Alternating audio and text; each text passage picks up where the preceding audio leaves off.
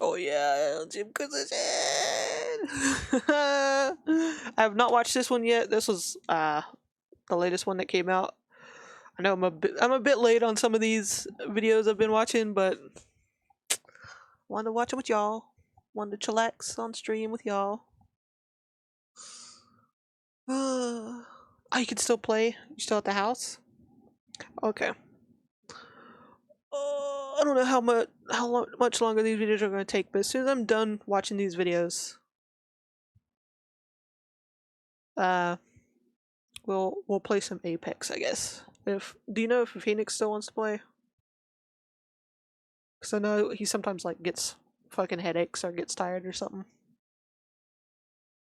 But yeah, all right, we're gonna we're gonna be watching the latest Jimquisition. I'm a bit late to watching it. By Jim fucking Stephanie Sterling. And of course, it's Diablo Immortal success is disgustingly damning. Yeah, yeah, yeah. Let's see what they gotta say. Oh no, they got I love how they have the wrestling career on the side as well. Jesus. Woo!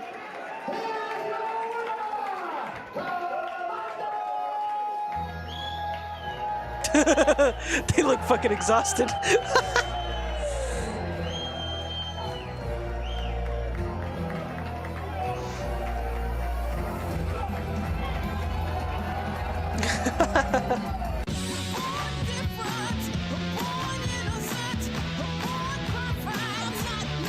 Oh, Diablo Immortal. I have to play some more of that, honestly. Just to make fun of it. I'm... Oh my god, I love this! Now. Like... I wish I could edit shit like this. Satan. Hello. Today we're talking about Diablo Immortal again. Because it just gets worse. Because that's the video game industry for you. It just gets worse. Last time we discussed exactly what a scammy conjob shit show it's monetized. People are waving bring in Sterling signs to like WWE and stuff. Oh my god. That's so fucking hilarious and awesome at the same time. I love that.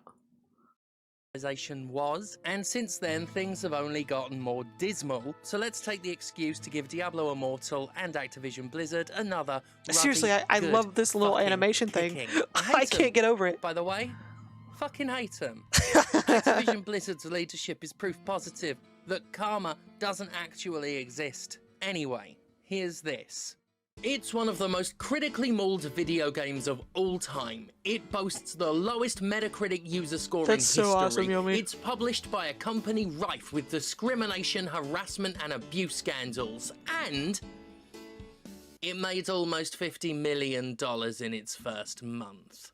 Diablo Immortal may be despicable, it may be vile, it may be produced by an evil company. By the way, you know why it's not higher than that? It's because it's not released in China. By pure dint of its financial acquisition, it is the people they literally made this game for, and you know it. Successful to the point of justifying, in their minds, every selfish urge, every avaricious impulse, every predatory attitude swirling inside the rotten heart of every wealthy Activision executive. Activision Blizzard, a company that has for over a year and counting faced horrific allegations of bullying, bigotry, and maltreatment of its employees, has created one of the most... They literally just copied and pasted.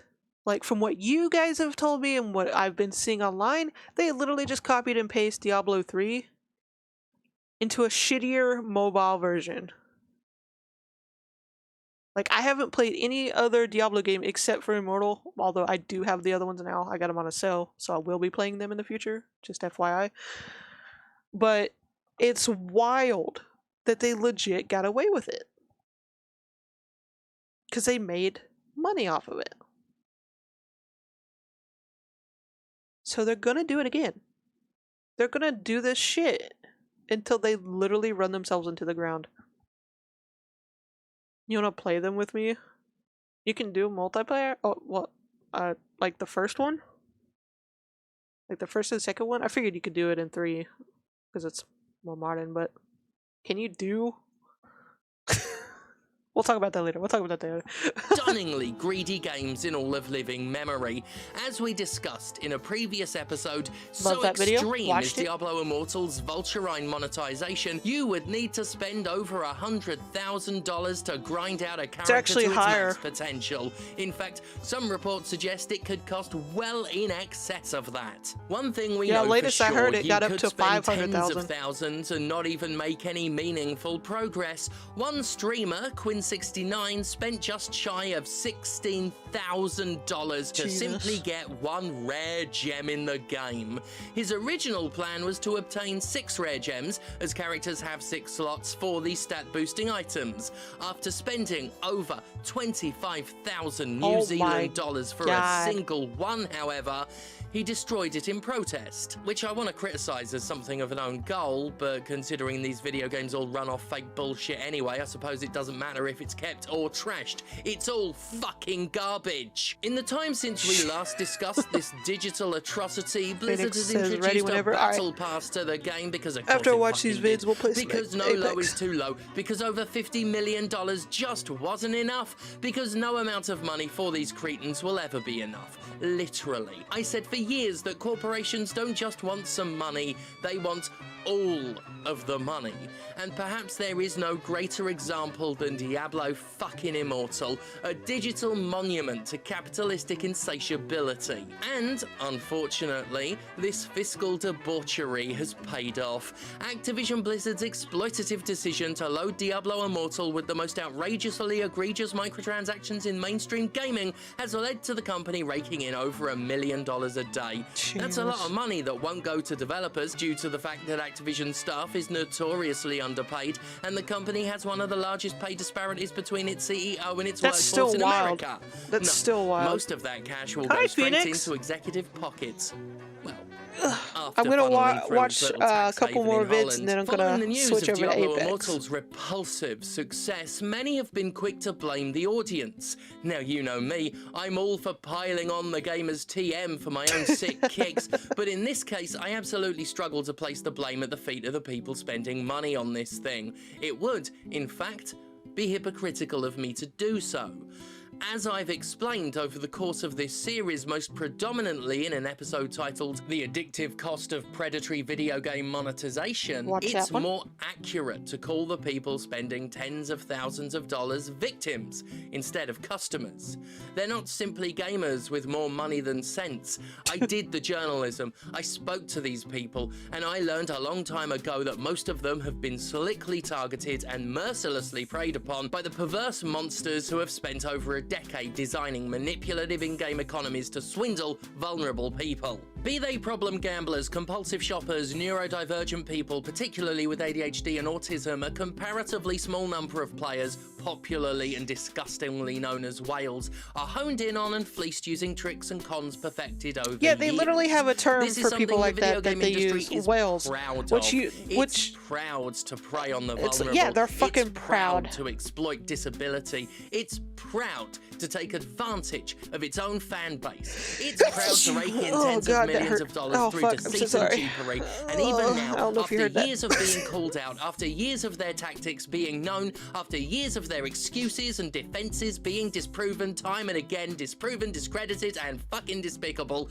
they're still at it. Blizzard boss Mike Ibarra, a fucking dickhead, went on record to defend his piece of shit game. He used one of the oldest excuses in the book, claiming that the microtransactions were fine because only a handful of people were actually spending the money. You know, we really need to put a fucking stop to that.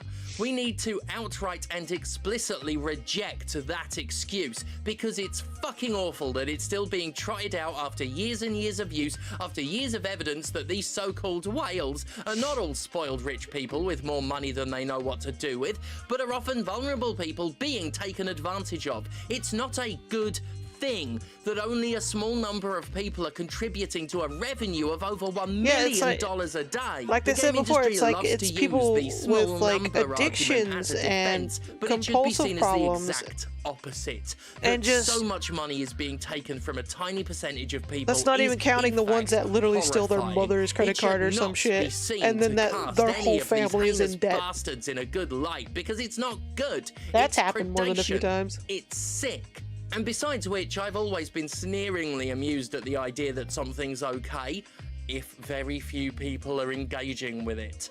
I mean, usually in a video game that's seen as a creative failure. Only when it comes to monetization do companies like Activision pretend it's laudable. If you have to keep justifying a system by saying it's deeply unpopular, which is what this argument ultimately does, you really aren't scoring any points in your fucking favor. Just admit you are greedy cunts. Just admit it. Just actually say it out They loud. really It'll feel fucking good are. to get it off your God, chest. it's so depressing. And spare me the idea that Activision wants it this way, that it wants only a few people spending money. Remember, they're out to loot every conceivable cent you have. They may have learned to maximize profits out of a small number of people, but if they could ever expand that margin, I don't know what they just will. happened. The video These went weird economies on are me. not put into games because the companies behind them don't want you to engage with them.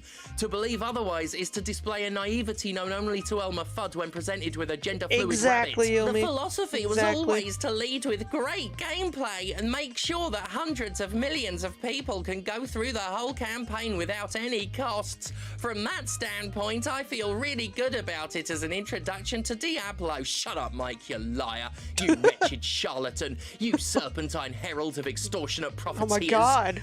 You fuck hamper. Activision, whose CEO has hamper. harassed women multiple times, once threatened to have an assistant I know murdered, this is and oversaw shit, a culture but of inappropriate and abusive behavior. Wants you to believe fucking Immortal's Stephanie financial Sterling success justifies name its calling is maliciousness. legendary. It does not.